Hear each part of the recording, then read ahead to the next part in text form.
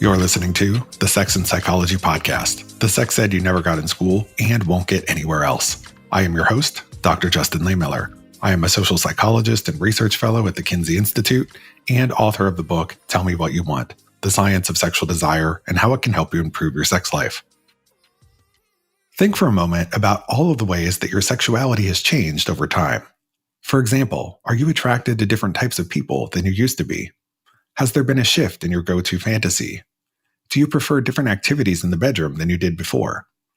Odds are you probably answered yes to at least one of these questions.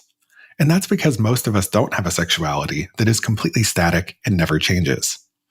Sexuality is fairly flexible in a lot of ways, and it can evolve over time. However, this flexibility sometimes shows up in unexpected ways. For example, it can even extend to shifts in the sex or gender of the partners that you're attracted to, a phenomenon known as sexual fluidity. For example, maybe you were only attracted to men previously, but now you find yourself attracted to men and women.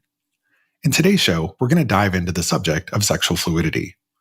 We're going to discuss what it means to be sexually fluid, why our sexual attractions might change, how sexual fluidity is different from bisexuality, whether women are really more sexually fluid than men, and more. My guest is Mark Cusack, a sexuality and relationship coach supporting people who may have complex, fluid, or undefined sexual orientation or gender. Mark is also an author, lecturer, and content creator who loves to educate audiences about the less understood parts of the LGBTQ+ spectrum. Mark's latest book is titled Fluid, A Guide for People with Flexible Sexuality, which is what we're going to be focusing on in this show. This is going to be another fascinating episode. Before we dive into Mark's new book, however, I have a bonus segment for you in which my pal Ashley and I will share some tips for embracing your sexuality and the fluidity that many folks experience. Here is today's top 3 segment presented by Field. Field is the dating app for the curious where you can go on a journey of self-exploration. It's a place that recognizes that change is par for the course when it comes to our sexuality. In fact, Field offers more than 30 different ways to identify your gender and sexuality, as well as the ability to indicate your desires and interests, which you can change as many times as you want as you come to better understand yourself. It's an app that doesn't tell you what you want and instead leaves you in control, because, after all, the only person who can determine what you really like is you. To that end, our top 3 segments are here to equip you with the knowledge you need to assist you on your own journey of sexual self-discovery. In these segments, my friend Ashley Weller, host of the amazing What's Your Position podcast, is joining me to discuss our top 3 tips for exploring different aspects of your sexuality. Today, we're diving into the subject of sexual fluidity and embracing your sexuality. Are you ready to dive in, Ashley? I'm ready to ride. All right, lay it on me. What is your first tip for learning to embrace your sexuality?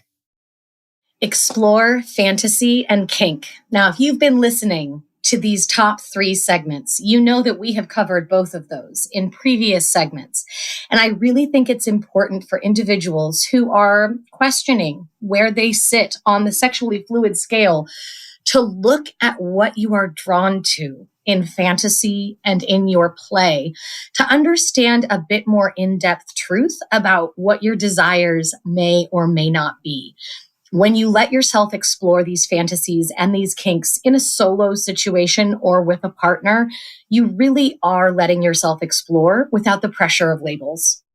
Yeah, I love that. And, speaking of the pressure of labels, one of the tips that I had on my list was to recognize that it's okay to try on different sexuality labels and see what works for you. And to also recognize that unlabeled is a valid sexual identity, right? Sometimes certain identities might feel a little limiting or restricting because they can put us in boxes. And that kind of dictates how other people see us and the expectations that they have for us. So don't be afraid to go outside of the box and to maybe be unlabeled for a while or to try on some different identities and experiment with that and see how different ones feel to you.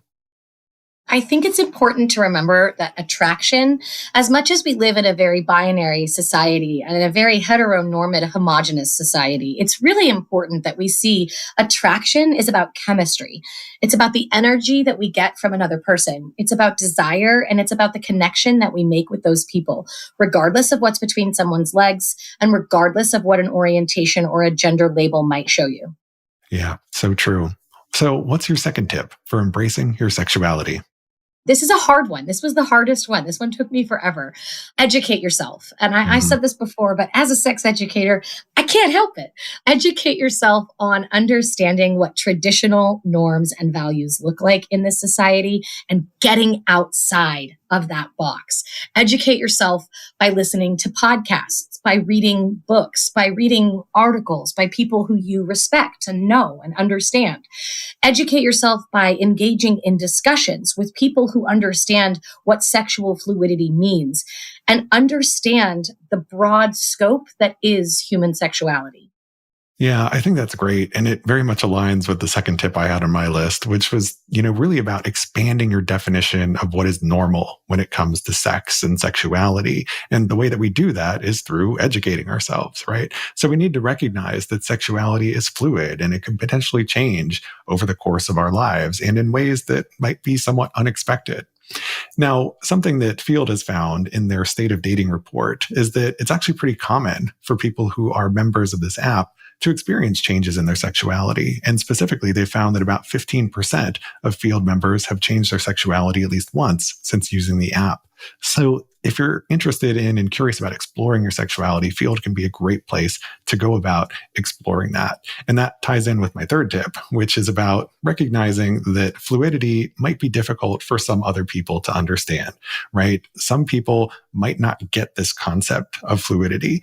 And that's why I think it's really important to surround yourself with a supportive network. And again, that goes back to where a place like Field can be really helpful because other people there are likely to get the concept of sexual fluidity. I think it's beautiful to surround yourself with people who understand not only what you're dealing with, what you're going through, but what you like, what you dislike, what you fantasize about. Field sounds like an excellent place to not only find other people who want to play and be part of your pleasure and desire, but also to find a community of individuals who you can join a chat room with or experience. I saw that they do meetup events where you can go and talk to other people who may have similar feelings and desires as you. To get outside of your echo chamber is excellent. My last is to kind of get a little bit more inside your echo chamber. Journal your thoughts and desires. When you write down your feelings and your desires and what turns you on, you are actually helping your brain process how it is evolving within this space of sexuality. So getting into the habit of writing down what you recently masturbated to, or writing down a person that you saw in passing that turned you on and what about them turned you on, and understanding that we are excited and aroused by things other than genitalia or gender labels. Journaling your thoughts can be a very important step to understanding we all fall on a sexual spectrum. Yeah, I love that. So it's basically keep a sexy diary, right? Yeah. All right. Well, thank you so much for sharing your tips for exploring your sexuality with us, Ashley. That wraps up our top 3 segment presented by Field. A huge thank you to our friends over at Field for sponsoring the segment and for helping us to expand our horizons in the dating world and on this show. We have much more ahead on today's episode, so stick around and we're going to jump in right after this short break. Applications are now open for the next Human Sexuality Intensive course at the Kinsey Institute at Indiana University. This course takes an interdisciplinary, evidence-based approach to exploring foundational concepts in the study of human sexuality, as well as recent developments and research in the field. This course is relevant to professionals, academics, and individuals in any field where a foundational understanding of human sexuality is beneficial. This course is open to both emerging and established professionals looking to specialize their knowledge, as well as those seeking new career directions. To learn more, visit kinseyinstitute.org and be sure to follow @Kinsey Institute on the socials. Hi, Mark, and welcome to the show. Hello, Justin. Thank you so much for having me. Thanks so much for joining me. So you have a new book out called Fluid, which is all about fluid sexualities. So as a starting point, can you give us the brief story behind the book? So in other words, why did you decide to write a whole book on the topic of sexual fluidity? Yeah, well, the simple answer to that question is because there isn't one.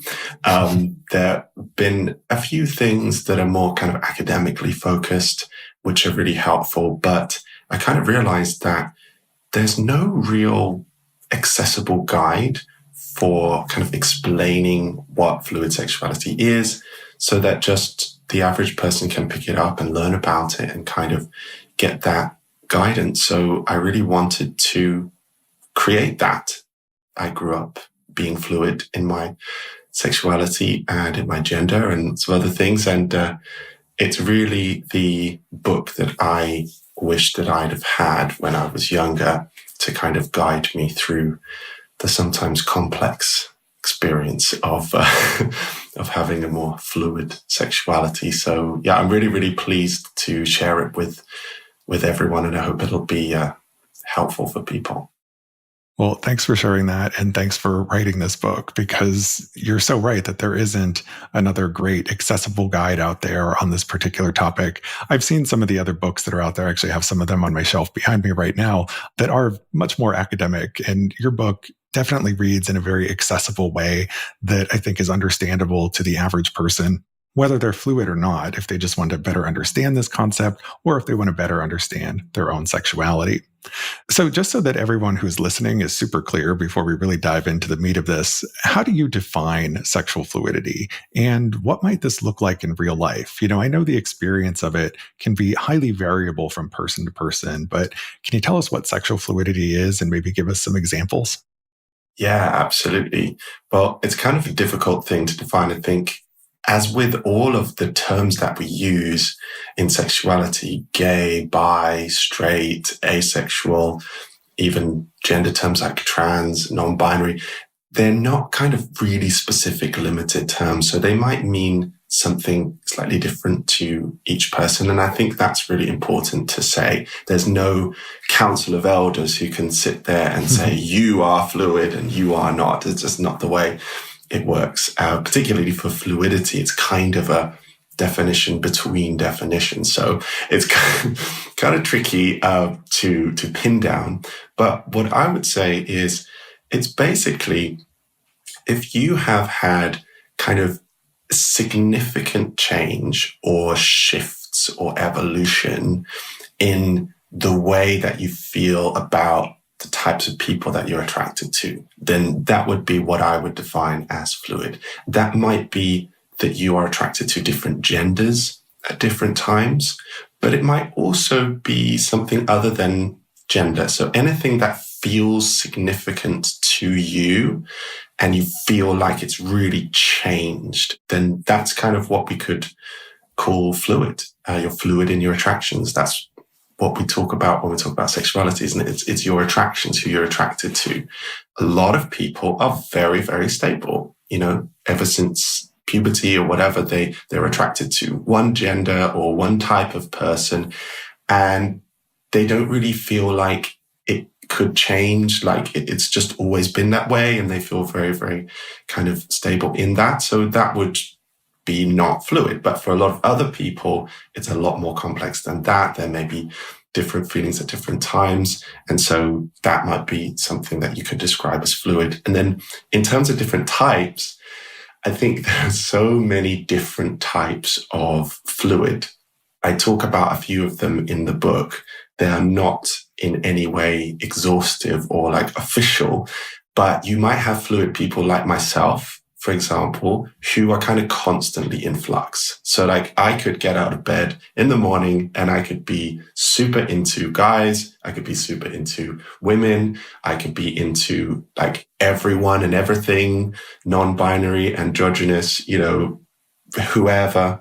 Or I might be kind of not really interested in anyone. And it can change over days, over weeks, months. And so some people are like that. They're just very, very fluid. And that's kind of fun. But then there are other people who they might have like maybe one or two major fluid episodes kind of throughout their life. And so they might kind of get to a certain age or a stage in their life and like they really feel like their attractions have shifted or changed or something like that. And then there are other people who have maybe some kind of event or some kind of relationship or something that happens to them, which kind of makes them feel different about things.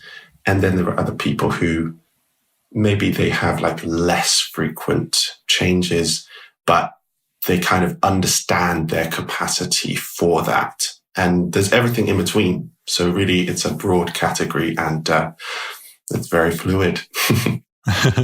Yeah, so it sounds like fluidity is a pretty amorphous thing, in the sense that it can take on a lot of different forms and can look very different for different people. And you already kind of answered my next question. I was going to ask, is fluidity something that happens gradually or very suddenly? Do people tend to experience a lot of shifts over time, or do some people only experience a handful of them? So it sounds like all of these things are possible, that some people, like you said, like yourself, are kind of constantly in flux. Whereas for other people, it's a much more limited thing where maybe it only happens once or a handful of times. And sometimes it plays out very gradually. Sometimes it's very sudden and quick in terms of how things change. And it also sounds like you're defining fluidity more specifically in terms of the attractions that people feel. In some of the other research that I've seen on this topic, they talk about shifts in attraction, identity, and or behavior. And I think it's important to highlight that just because somebody experiences shifts in their attraction, that doesn't necessarily mean that it's going to lead to shifts in their identity and or their behavior. Attraction, identity, and behavior are all different things. They're all overlapping to some extent, but I think we need to talk about them all as separate concepts because one does not necessarily dictate or change the other. You see, Justin, this is why I love talking to you about this topic, because you absolutely get it. And that is absolutely right. There's behavior, there is identity and attraction. And, even within attraction, what is attraction? Is it like affection, intimacy? Is it like your fantasy or like some kind of fetish that you have? Or is it something that you would actually go and do, or you could imagine doing? Is it romantic? Is it sexual? Is it what? Like there's so much to it.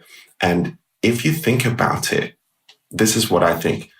We are all fluid in our attraction. Like we all are, like even if you identify as straight or gay, the types of people that you're attracted to and the ways in which like you experience sexual attraction and physical attraction, romantic attraction, like it changes, right? It all changes. No two straight people or gay people are the same. And we do shift.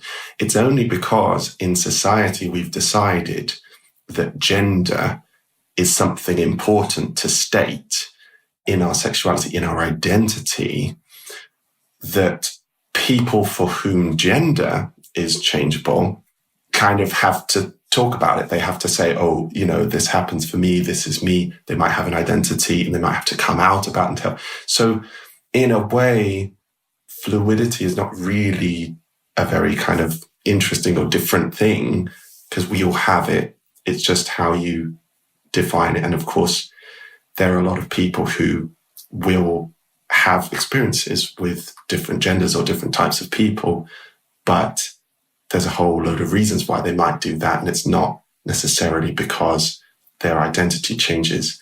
The final thing I say, which is really, really interesting, I talk about this in the book, there's been some really interesting research on people's identities.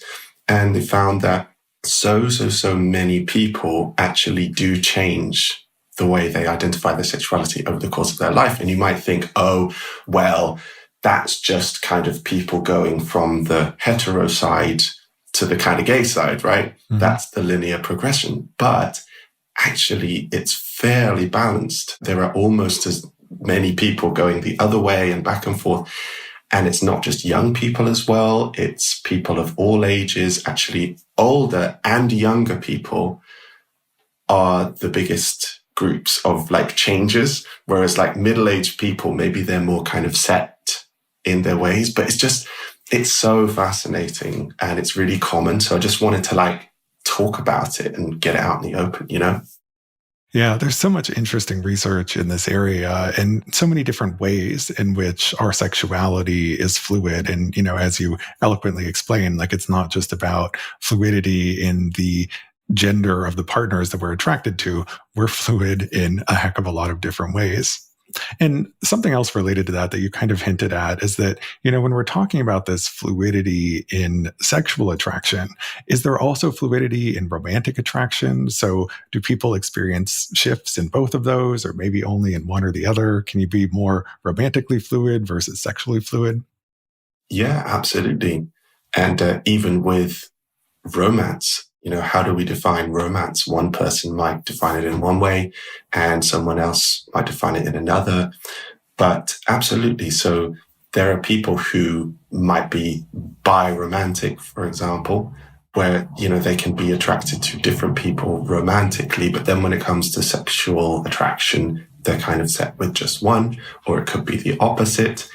And then it can also change. So like for myself and a lot of people that I speak to and coach, it can change. So you might feel that, okay, well, I'm only sexually attracted to one gender, one type of person, but I could understand like that I might have a capacity to feel romantic attraction to different people. A lot of people that may be kind of easier to imagine, but then at some point they could have an experience, or they could just, have the passage of time and their sexual attractions start to change, or their behavior starts to change, or the way they want to identify changes. And so it's really, really open. It's just a very, very open, broad category.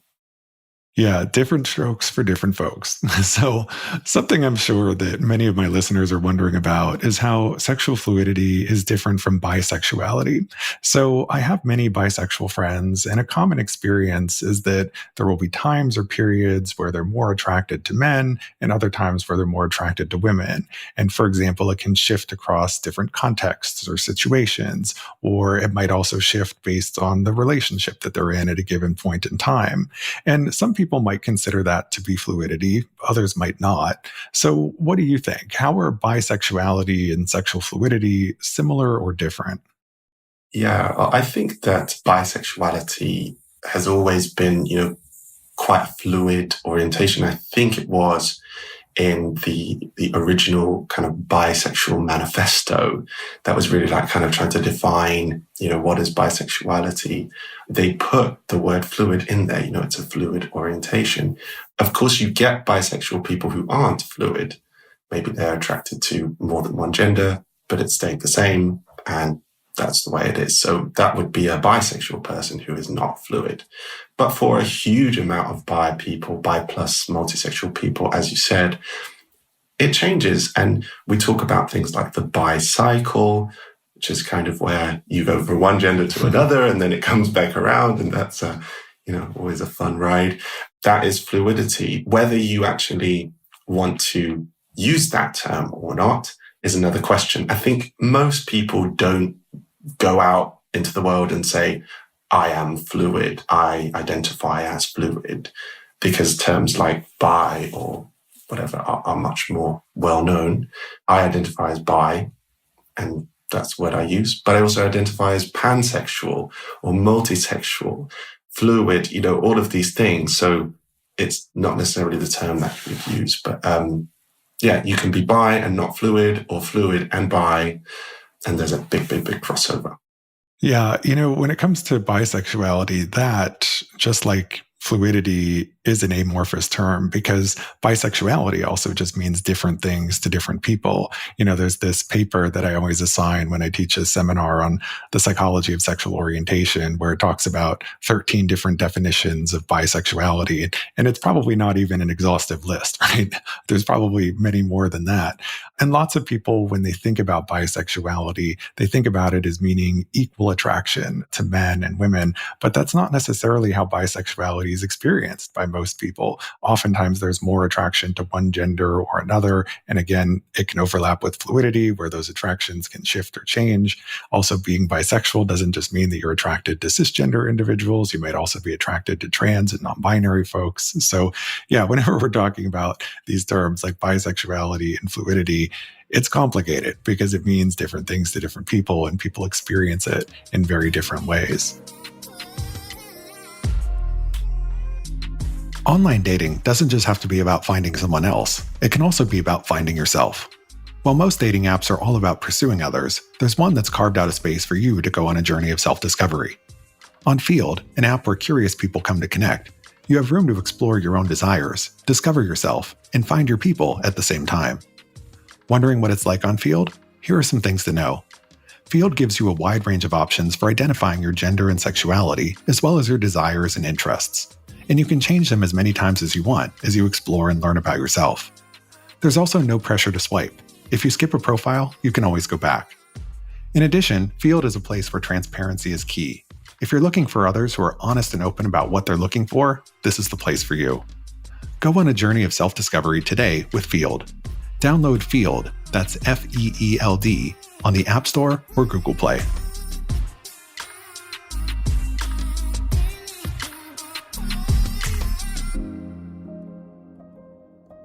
Something else I wanted to get your take on is how asexuality and sexual fluidity overlap. So asexuality is often defined as a lack of sexual attraction or as having little to no sexual attraction. And like many other sexualities, most people look at it as being something that is pretty stable over time. But asexual people, as you discuss in your book, can also experience sexual fluidity too, right? Yeah, and thank you so much for raising that. I think a lot of time when we talk about fluidity, we kind of talk about the bi or the multisexual spectrum, and that is a big part of it. But I wanted to highlight the fact that the asexual spectrum can also be fluid. Sometimes we call this ace flux. Some people like that term, but just like the bi spectrum, asexuality is a spectrum. So there are, of course, some people who never have any sexual thoughts or sexual attraction or sexual experiences, and it's been that way forever, and that's the way they'll always be, and that, that's it. So, but there are so many other people, demisexual people, people who might only have sexual attraction when they have like a really close bond, or gray sexual people. That's the kind of space that I fit in. It's like you can experience sexual attraction and you might have sex and sexual experiences, but it's really at a very, very low level. And there are so many other kind of points along the spectrum. And wherever you have a spectrum, then you can have change and fluidity. You can move up and down. For example, my bi and asexuality kind of flows. The two of them work together because, I might be attracted to one gender or another gender. And then there will be periods of time where there'll just be nothing. And I will really just genuinely not experience anything. And even when it is flipping between genders, it's always at quite a low level. And then you have that kind of romantic fluidity coming in, which is like, okay, well, if I meet someone who's very special to me, then I might be able to have some kind of more physical connection with them. And so it's all just this big mishmash. And I think it's really, really important to talk about fluidity, because I think in our society, we're like, okay, we're either gay, we're straight, we're bi, we're asexual. And it's these like finite terms. You either are or you're not. And people come to me in coaching. They're like, what am I? I don't know what I am. I'm attracted to men. Does that mean I'm gay? Or like, I don't always want sex. Does that mean I'm asexual? And it's like this kind of death knell forever. And it's like, no, beneath those labels, there's so much change and fluidity. And like, you can be a little bit of this, a little bit of that at this time. And maybe it can shift or change. And that's the beauty of it. So asexuality, i.e. the level of attraction that you experience or the level of interest. And then, of course, the different types of people as well. So, yeah. Yeah, a lot of us like to try and put sexuality into neat little boxes that are easy to understand. But anytime we try and do that, we find that it doesn't work very well because we're much more complicated than that. And I think in discussing sexual fluidity, a helpful way to think of it, and I learned this from Dr. Lisa Diamond in a talk that I previously saw her give, where she talked about how we should think about sexual orientation as one thing, and then fluidity as something that kind of operates and works alongside of it, right? So you've got your sexuality on the one hand, like your patterns of attraction, and then fluidity is something that runs on the spectrum where you're either high in fluidity or low. And so if you're higher in fluidity, you're going to experience more shifts and changes in your sexuality, your sexual identity, or potentially even your behavior over time, versus whereas if you're lower on fluidity, you're going to experience far fewer and maybe no shifts or changes at all. So yeah, instead of thinking of fluidity as like a separate type of sexual orientation, like it's something that kind of just works and exists alongside our sexual orientation. So to the extent that that's helpful to people in terms of contextualizing and understanding what's going on here might be helpful. Now, in early research on sexual fluidity, it was conducted entirely on women, and that work kind of gave the impression that this is something that is unique to women's sexuality. But as the research evolved, we started to see that men can be sexually fluid too. And I distinctly remember going to another conference talk about a decade ago by Dr. Lisa Diamond, where she gave a presentation titled something along the lines of, I was wrong. Men are pretty darn sexually fluid too, right? So, she had done a lot of the early pioneering research on sexual fluidity and, had often talked about it as being this feature of women's sexuality. But once she started collecting data on men, she found that, this isn't unique to one gender. So, it certainly seems like it's something that potentially anyone can experience, but are women more likely to experience it than men? Well, thank you for bringing up the wonderful Dr. Lisa Diamond, because I'm a huge fangirl of her. Of course, she did amazing research on sexual fluidity. And one of the things actually that I learned from her, which was really, really interesting, is actually the fact that when we talk about even sexual arousal, it's not just one thing that's happening in the body. And so you've got these kind of like two processes. One, I think she refers to as like proceptive attraction. That's the kind of attraction that you would have when you're fantasizing, like you're really imagining it. It's coming from you. It's something that you really kind of feel inside you, exclusive of what's going on around you. And that might be your kind of your stable orientation, like the thing you generally tend to. And then on the other hand, you've also got a different type of arousal. And nobody speaks about this, in common language, but this other type of arousal, which is like receptive arousal. And that is where you kind of respond to your environment. So something sexy might be going on, or there might be some situation or some person, again, that you really like, maybe romantically. And so the body can actually create arousal from that, whereas you might not actually have proactively thought about it. And neither one of these are like more important than the other. And, I'm not an academic, but what I understand of the research is that women generally, or people who have menstrual cycles, can experience a lot more receptive attraction. So that's more of the kind of changeable environmental based attraction, because a lot of it has to do with hormones and like cycles and that kind of thing. And so I think that's why women tend to show like a slightly higher rate of fluidity, because they may experience more receptive attraction.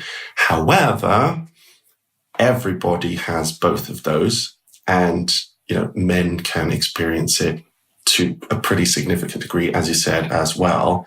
There's also stuff about, the stigma of same gender attraction, and with women, it tends to be like slightly more acceptable if like women are going to be intimate and stuff like that. So there's all kinds of things around that. And we don't know exactly what the differences between genders are, but definitely, I see a lot of men, a lot of men, a lot of women as well, people of all genders. And it definitely exists in all genders, for sure. Yeah. And, this idea of gender differences in sexual fluidity, it's something that has sparked a fair amount of research attention and debate over the years. Some researchers argue that women's sexuality by nature is just more flexible than men's, whereas men's tends to be more fixed. And so, for example, they'll point to research findings like the fact that, men are much more likely to develop fetishes than women are, and to have like very strong, persistent fetishes that are lifelong. They also point to other research on, say, sexual fluidity, finding that there are higher rates of women who seem to experience this over time. And lots of different explanations have been proposed. We don't necessarily know why the gender differences exist. Some people frame it through an evolutionary lens and talk about how maybe it was more adaptive for women to be able to reorient their attractions than men in an evolutionary context where, say, if the provider for their children was out of the picture because he died or abandoned them, then maybe it would be adaptive for women to reorient their attractions to other women in the interest of rearing their children. I don't know how much I believe that idea, but it's one of the ideas that's out there. There's also some who argue that maybe there's a sociocultural explanation and that women's sexuality has been policed and controlled much more than men throughout human history, and that maybe this has had an effect on the evolution of women's sexuality to be more adaptive and flexible, precisely because it's been the subject of greater control. So who knows what the actual explanation is behind the gender differences, but just putting it out there in case people find it interesting. So a topic we're increasingly hearing more about is gender fluidity. So tell us a little bit about gender fluidity and how it's different from sexual fluidity. And also, is there any connection between them? Do we know, are people who are more fluid in one way likely to be more fluid in other ways? Yeah. So, the first thing to say is that gender fluidity and fluid sexuality are not the same thing. So sometimes when we talk about fluidity or I'm fluid, I think people might assume that you're talking about gender fluidity because it's like slightly more known in society, which is great. But if you are gender fluid, it definitely doesn't mean that you are fluid in your sexuality and vice versa. They are two separate things. Gender is what you are, and sexuality is what you're attracted to. So although they're not necessarily linked, if gender fluidity exists, then fluid sexuality kind of has to exist by definition, because if you're talking about the genders that you're attracted to, then, well, if there are gender fluid people, right? If gender is a spectrum and it's fluid, then sexuality is too. The two go hand in hand. Although, of course, there's not a direct link between someone being gender fluid and having fluid sexuality, actually, what we do see is a lot of people who have a more, let's say, expansive or broad definition of their gender tend to be, and not necessarily always, but do tend to be maybe on the bi spectrum or the pansexual kind of spectrum. For example, trans people.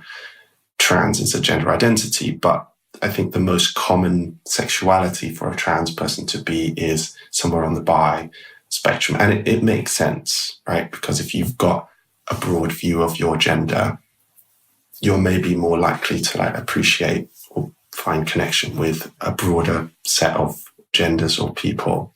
And so there are links and things, but they're not necessarily the same thing, if that makes sense. Yeah. And there, like you said, can be a linkage. And I think it makes sense, that if you're somebody who is actively exploring your gender, then that might open up the possibility of you exploring your sexuality and vice versa. And, I often talk about a similar idea when, we discuss research findings showing that queer people are more likely to be kinky. And, a lot of people question, well, why is there that association? Well, maybe it's something about queerness that opens the door to exploring your sexuality in other ways, right? So I think it makes sense that if you're open to the idea of being fluid in one sense, that might open the door possibility of being fluid in other ways. So yeah, there can be a linkage, but there isn't always a direct linkage for everyone. So thanks for sharing all of this information, Mark. I'm really looking forward to continuing our conversation in the next episode and diving into the politics behind sexual fluidity. Can you please tell my listeners where they can go to learn more about you and your work? Yeah, absolutely. So my channel is called @NotDefining, not defining, all one word. And we're on YouTube, we're on Threads, we're on Instagram, we're on TikTok. We also have a Patreon group where I provide one-on-one mentoring, and we have group sessions, and have a podcast of my own where I go really deep into things. So that's patreon.com/notdefining. And I also offer one-on-one coaching as well. So you can go to www.notdefining.com and you can find out information there. You can drop me an email. I'd love to chat with you. And you are not alone. If you feel like that, I would love to hear from you. Well, great. I will be sure to include links to all of that in the show notes. So thank you again so much for your time. I really appreciate having you here. Thank you so much, Justin. I appreciate it.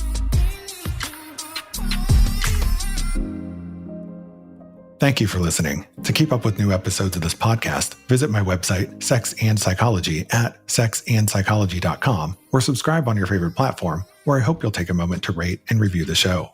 If you listen on Apple Podcasts, please consider becoming a Sex and Psychology Premium subscriber to enjoy ad-free listening for just $3.99 a month. You can also follow me on social media for daily sex research updates. I'm on Blue Sky and X at Justin Lehmiller and Instagram at Justin J. Lehmiller. Also, be sure to check out my book, Tell Me What You Want. Thanks again for listening. Until next time.